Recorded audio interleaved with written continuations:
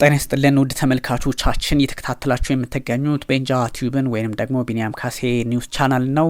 እንግዲህ የተለያዩ መረጃዎችን ማጋራታችንን እንቀጥላለን። በነገራችን ላይ ወዳጆች ላይክ፣ ሰብስክራይብ፣ ሼር ማድረጉን ቀጥሉ። በእርግጥም ወዳጆች ስላችሁ በእርግጥ ቤተሰብ ስለሆናችሁ ነው።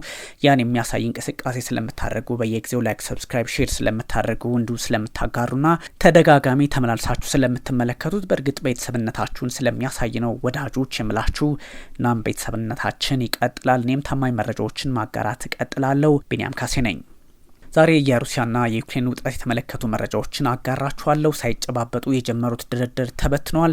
ትራምፕና ፑቲን መገናኘት ይፈልጋሉ ተብሏል። የሩሲያና የዩክሬን ባለስልጣናት በቱርክ ኢስታንቡል ተገናኝተዋል። ነገር ግን ድርድር ተደርጎ ነበር፣ ያለ አንዳች መፍትሄ ተጠናቋል። 2 ሰዓታት ባልሞላ ጊዜ ውስጥ አጠናቀውታል ተብሏል። የሩሲያና የዩክሬን ጦርነት ከተጀመረ ወዲህ ይሄኛው ድርድር ሌላ መልክ እየተሰጠው መጥቷል። እነዚህን ጉዳዮች ሰፋ አርጌ የማስቃኛቸው ይሆናል። ወትሮንም ሳይጨባበጡ የጀመሩት ድርድር እንደማይዘልቅ ወይንም እንደማያመሽ ማሳያዎቹ በርካታ ናቸው። ሳይጨባበጡ የጀመሩት ድርድር ተበተነ። አስቂኝ ባይሆንም ነገሩ ግን ከዚህ ላያልፍ እንደሚችል ከኢስታንቡል ሲወጡ የነበሩ መረጃዎች ያሳያሉ። ነገሩ እንዲህ ሆኖ ሊጠናቀቅ እንደሚችል ቀድሞውንም ከክሬምሊን በኩል የተላኩት ሰዎች እነማን ናቸው የሚለው ግምት ለማስቀመጥ እድሉን የሚሰጥ ያደርገዋል። የሩሲያና የዩክሬን ባለስልጣናት ከ3 ዓመታት በኋላ ለመጀመሪያ ጊዜ ተገናኙ። ውይይታቸውንም አጠናቀቁ። ለዛውም 2 ሰዓት እንኳን ሳይሞላ የሚለው በርካቶችን ከተለያየ አቅጣጫ ጉዳዩ እንዲመለከቱት አድርጓቸዋል።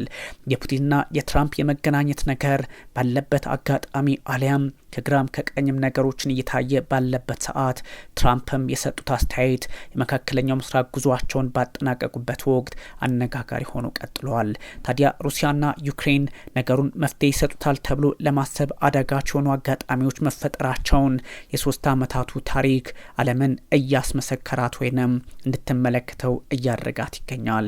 ያልተሳካው የፑቲንና የዘለንስኪ ድርድር በቱርክ ኢስታንቡልም አነጋጋሪ ጉዳይ ሆኗል። በተለይም ፑቲን ይመጣሉ ተብሎ ሲጠበቁ እሳቸው በክሬምሊን በቤተ መንግስታቸው መሆናቸው አነጋጋሪ ሆኗል። ይህን ተከትሎም ዘለንስኪ ፑቲን አሳፋሪ ናቸው በሚል ሀሳብ መስጠታቸው የሚዘነጋ አይደለም። አሊያም መፍትሄው ከራሳቸው ከፑቲን እንጂ ከሌሎች መሪዎች አይደለም የሚለውን ድምዳሜም ከትላንቱ ዛሬ እያባባሰው መጥቷል። ለዚህም ነው ነገሩ እጅግ አሳሳቢ እየሆነ መጥቷል።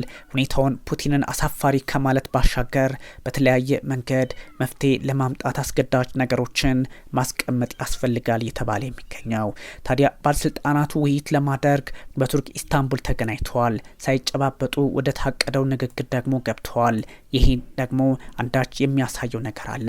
በጦርነት ላይ የሚገኙ ሀገራት የሚያደርጉት ውይይት ጉልህ የሆነ ውጤት ያመጣል ተብሎ ያልተጠበቀ የነበረ ቢሆንም መጨረሻም 2 ሰዓት ባልሞላ ጊዜ ሲጠናቀቅ እርምጃው ይህ ሆኖ ተመልክቷል።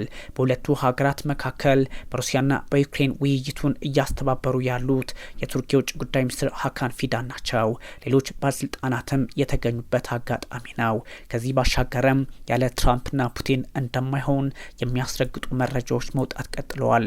የአሜሪካው ፕሬዚዳንት ዶናልድ ትራምፕ ከሩሲያው ፕሬዚዳንት ቭላድሚር ፑቲን ጋር በተጫለው ፍጥነት as soon as possible በሚሉት አገላለጽ መገናኘት እንደሚፈልጉ ተናግረዋል። ታዲያ ከክሬምሊን በኩል ፑቲንና ትራምፕ ይገናኛሉ፣ ፍላጎቱ ግን የክሬምሊን ሳይሆን የዋይት ሀውስ ነው የሚል አንደምታ ይሰጡት ይገኛል። ፑቲን ከቱርክና ከዩክሬን አመራሮች ጋር ከተነጋገሩ በኋላ ነው ትራምፕ ፑቲንን ማናገር የሚፈልጉት ተብሏል። የቱርክ የውጭ ጉዳይ ሚኒስትር ሀካን ፊዳን የተኩስ አቁም ስምምነት ላይ በአፋጣኝ መድረስ የሚኖረውን ጠቀሜታ በመክፈቻ ንግግራቸው ከማስታወቃቸው ውጪ ይህ ነው የሚባል ጉልህና አንዳች መፍትሄ የሚሆን ነገር አልመጣም። ዩክሬን ቅድሚያ የምትሰጠው የውይይቱ ግብ ቀድሞውንም ያልታሰበ ወይንም ደግሞ ቅድመ ሁኔታ ያልተቀመጠለት የተኩስ አቁም መሆኑን ማስታወቁ የሚዘነጋ አይደለም። ሩሲያ ደግሞ ግቧ ዘላቂ ሰላም ማምጣትና ችግሩን ከስር መሰረቱ ፈንቅሎ ማውጣት፣ ያ ማለት የሰሜን አትላንቲክ የጦር ጥምረትን ዩክሬን አትቀላቀልም፣ ከአራቱ ግዛቶች አንወጣም ነው። ተንታኞች ሀሳብ አላቸው። ሩሲያ ያላት የተኩስ አቁም ፍላጎት ሳይሆን የጦርነቱ መነሻ የሆነውን ምክንያት መቅረፍ እንደሆነ ይናገራሉ። ይህም ከዩክሬን ሉዓላዊ ሀገር ሆኖ መቀጠል ጋር የሚጻረር የሰሜን አትላንቲክ የጦር ቃል ኪዳን ድርጅትን ወይም ኔቶን መቀላቀል አትችልም የሚል በመሆኑ በእርግጥም አስቸጋሪ ያደርገዋል። ቅድመ ሁኔታዎች የዩክሬን ፕሬዚዳንት ቮሎዲሚር ዜሌንስኪ ሊቀበሉት እንደማይችሉ ደግሞ ማሳያው የበዛ ነው። እንዴት ጦርነት ውስጥ ገቡ የሚለውን በግልጽ ስለሚያስቀምጥ። በሌላ በኩል የአሜሪካ የውጭ ጉዳይ ሚኒስትር ማርኮ ሩቢዮ በቱርክ በሚካሄደው የዩክሬንና የሩሲያ የሰላም ድርድር ቀደም ብሎ ብዙ ተስፋ እንደሌላቸው ገልጸው ነበር። የሆነውም ያሆኗል። ለውጥ እንዲመጣ ዶናልድ ትራምፕና ቭላድሚር ፑቲን መገናኘታቸው ወሳኝ አሊያም አስፈላጊ ነው ብለው ታርፈዋል። የሆነውም ያው ነው።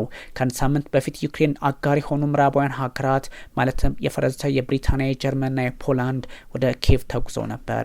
ተኩስ አቁም ስምምነት እንድትመጣ ሩሲያ ላይ ጫና ሲያደርጉም ቆይተው ነበር። ነገር ግን አልተሳካላቸውም። እንደነሱ አባባል ቢሆን ተኩስ አቁሙ የሚደረገው ባለፈው ሰኞ ነበር። ለዩክሬን ወታደራዊ ድጋፍ መስጠት እንደሚቀጥሉና በሩሲያ ላይ ተጨማሪ ማዕቀብ እንደሚጥሉም ሲዝቱ መሰንበታቸው የሚዘነጋ አይደለም። የሆነው ግን ሌላ ነው። በራሳቸው ፑቲን የራሳቸውን ሀሳብ ይዘው ወይንም በተወካዮቻቸው አማካኝነት ወደ ቱርክ ኢስታንቡል ልከዋቸዋል። የዩክሬንና የሩሲያ ወደ ውይይት ጠረጴዛው ከመምጣታቸው አስቀድሞ የሚደርሱበት ስምምነት ቅድመ ሁኔታ ያለው ይሁን ወይንስ ቅድመ ሁኔታን ከግምት በማያስገባ በሚለው ላይ የተለያየ አቋም ማንጸባረቃቸው ይህን ጊዜ ለመተርጎም ወይንም በዚህ ልክ ለማሰብ እድሉን የሚሰጥ ነው። ትራምፕ በውይይቱ ላይ አለመኖራቸው የሚጠበቀውን ያህል ድርድሩን ፍሬያማ እንደማያደርገው የሚታወቅ ነው። በዛ ላይ ፑቲን አልገኝም ማለታቸውም ይህኑ አስረግጦ የሚያሳይ ነው። የዩክሬኑ ፕሬዚዳንት ቮሎዲሚር ዜሌንስኪ ቅድመ ሁኔታ የሌለው የተኩስ አቁም ለማድረግ ሩሲያ የማትስማማ ከሆነ ፑቲን ጦርነቱ የማቆም ፍላጎት እንደሌላቸው ያሳያል ብለው እንደሚወስዱት መናገራቸውም የሚዘነጋ አይደለም። ከቱርኩ ፕሬዚዳንት ረሲፕ ጣይብ ኤርዶሃን ጋር ዜሌንስኪ ተገናኝተዋል። ፑቲን በዚህ መድረክ አለመኖራቸው ደግሞ የሚኖረውን ውጤት በዜሮ ያባዘዋል አሊያም አሉታዊ ተጽዕኖ ፈጥሮበታል። ቱርክ ውይይቱን በ360 ዲግሪ የውጭ ጉዳይ ፖሊሲ በመመራት ውይይቱን እንደምታሳልጥ እየተናገረች ባለበት አጋጣሚ ነገሮች መልካቸውን ለውጠው ተገኝተዋል። ታዲያ ከዚህ ባሻገርም ሩሲያ በዩክሬን የሰላም ድርድር ላይ ለውጥ ለማምጣት ትራምፕና ፑቲን ያስፈልጉናል ማለታቸው ይህኑ ያሳያል። ማለትም የአሜሪካ የውጭ ጉዳይ ሚኒስትር ማርኮ ሩቢዮ ይቀጥላሉ። በቱርክ በተካሄደው የዩክሬን ሩሲያ የሰላም ድርድር ብዙ ተስፋ እንደሌላቸው ቀድሞውንም ተናግረው ነበር። ለውጥ እንዲኖር ዶናልድ ትራምፕና የሩሲያው ፕሬዚዳንት ቭላድሚር ፑቲን በቦታው መገኘት ያስፈልጋቸዋል በሚል ሀሳብ ሰጥተው ነበር። በእርግጥም የኢስታንቡሉ ውይይት ይህኑ የሚያሳይ አድርጎታል። በደቡባዊ ቱርክ የሰሜን ጦር ቃል ኪዳን አጋሮች የውጭ ጉዳይ ሚኒስትሮች ጉባኤ ላይ ከተገናኙ በኋላ ፕሬዚዳንት ትራምፕና ፑቲን በቀጥታ በዚህ ርዕስ ጉዳይ ላይ እስካልተወያዩ ድረስ እዚህ ለውጥ የምንገናኝ አይመስለኝም በሚል ማርኮ ሩቢዮ ሀሳባቸውን በግልጽ አስቀምጠው ነበር።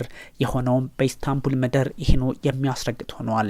ዜሌንስኪ ሀገራቸው በኢስታንቡል ለሚደረገው ውይይት ልኡካን እንደምትል አረጋግጠው ነገር ግን በሞስኮ የተላከውን ዝቅተኛ ደረጃ ያለው ልኡካን ነው ሲሉ ቀደም ሲል ማናናቃቸው ይታወሳል። የሆነውም ዝቅ ያለውም ሆነ ከፍ ያለው አለመስማማት መጨረሻውም ሆኑ አነጋጋሪ ሆኗል። የፑቲን የቅርብ ረዳቶች ናቸው። በተለይም ቭላድሚር ሜድቬዴቭ በበኩላቸው የክሬምሊን ቡድን ሁሉም አስፈላጊ ብቃቶች እንዳለው ቢናገሩም ዜሌንስኪ ግን የፑቲንን እንዝላልነት ወይንም ደግሞ አልቀበልም ባይነት ይጠቁማል በሚል ሲያጣጥሉት ነበር። መካከለኛው ምስራቅን ጎብኝተው ያጠናቀቁት ዶናልድ ትራምፕ እርሳቸውና ፑቲን በአካል እስኪገናኙ ድረስ በሰላማዊ ንግግሮች ላይ ከፍተኛ መሻሻል የማይታሰብ መሆኑን በግልጽ አስቀምጠዋል። ለዚህም ነው ሁኔታው መልኩን ለውጧል እያሉን የሚገኘው። በሩሲያ ልኡካን ቡድን ቅር ተሰኝተው እንደሆነ በተለያየ ጥያቄ ቢነሳላቸውም እኔና ፑቲን እስክንገናኝ ድረስ ምንም ነገር አይከሰትም በሚል አረጋግጠው ነበር ትራምፕ። ታዲያ በእርግጥም ይህኑ የሚያሳይ ነው። እኔ ከሌለው አይሄድም እና እኔና እሱ እስክንገናኝ ድረስ ተወደደም ተጠላም ምንም ነገር አጠብቁ ይከሰታል ብዬም አላስብም በሚል ትራምፕ ሀሳባቸውን ገልጸው ነበር። ትራምፕ ለፑቲን ያላቸውን ቦታ ያሳያል ተብሏል። ትራምፕ ተገቢ ከሆነ አርብ በቱርክ በሚደረገው ንግግር ላይ እገኛለሁ ብለው ነበር። ነገር ግን እሳቸውም አልተገኙም፣ ፑቲንም አልተገኙም። ድርድሩም ያላንዳች መፍትሄ ተጠናቀቀ። ከቱርክ፣ ከአሜሪካ፣ ከዩክሬንና ከሩሲያ የተውጣጡ ልኡካን ለአውሮፓውያን አቆጣጠር ከ2022 ወዲህ ለመጀመሪያ ጊዜ በቱርክ ኢስታንቡል ተገናኝተዋል። በዩክሬን ሩሲያ ጉዳይ ሐሙስ ዕለት ኢስታንቡል ውስጥ ሊገናኙ ነበር፣ ግን አንዳንድ ዘገባዎች አርብ ሊሆን እንደሚችል ጠቆሙ። ከዛ ደግሞ ተሻገረ። ከሰዓት ሆነ 2 ሰዓት ሳይሞላ ነገሩ ተጠናቆ ያለ መፍትሄ ሄደዋል። ቭላድሚር ፑቲን የአውሮፓ መሪዎች ለዩክሬን 30 ቀናት ያለምንም ቅድመ ሁኔታ ተኩስ አቁም ይደረግላት በሚል ጥሪ ማቅረባቸውን ምላሽ ሰጥተውት ነበር። ግንቦት 15 በኢስታንቡል ቀጥተኛ ውይይት አቅርቤላቸዋለሁ፣ በዛ ልክ ፖለቲካውን ቃኙት ብለዋቸው ነበር። ዘለንስኪ ፑቲንን በአካል እንዲያገኙ ቢጠየቁም ክሬምሊን ግን ሐሙስ እንዳስታወቀው ፕሬዚዳንቱ በዚህ የማይገኙ መሆናቸውን ግልጽ አድርገዋል። እንኳን ፕሬዚዳንት ፑቲን ቀርቶ የውጭ ጉዳይ ሚኒስትሩ ሰርጌይ ላቭሮቭም ወደ አካባቢው ብቅ አላሉም።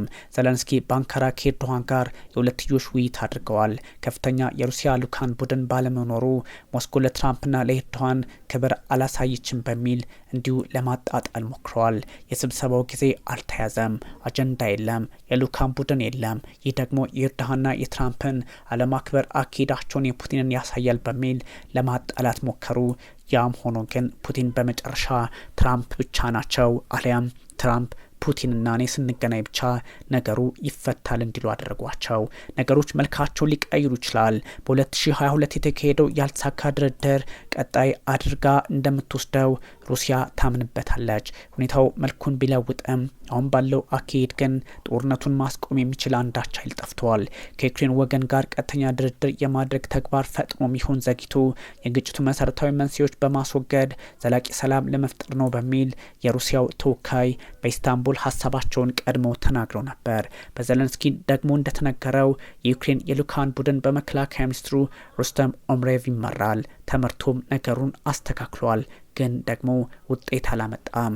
የስለላ ምክትል ኃላፊዎች፣ ወታደራዊ ጀነራሎችና የውጭ ጉዳይ ሚኒስትሩን ያካተተው ጉባኤ እንዲሁ ከስብሰባ አልተሻገረም። የመጀመሪያው ቀጥተኛ ንግግር ተጠናቋል። ግን ተወካዮች ምንም አይነት መፍትሄ አላመጡም። የሩሲያ የዩክሬንና የአሜሪካ ተወካዮች ተገኙ። ግን ምን መፍትሄ መጣ? እስካሁን የታወቀ ነገር የለም። 12 ተወካዮችን ያካተተው ድርድር ያለ መፍትሄ ከመጠናቀቅ ውጪ አንዳች ፖለቲካዊ አንድምታም እንደሌለው እየተነገረ ይገኛል። ታዲያ ፑቲንና ትራምፕ መቼ ይገናኛሉ? ዛሬም በጥያቄ መልክ የሚታለፍ ቢሆንም የመገናኘታቸው ነገር ግን እጅግ ቁልፍ ሆኖ ቀጥሏል።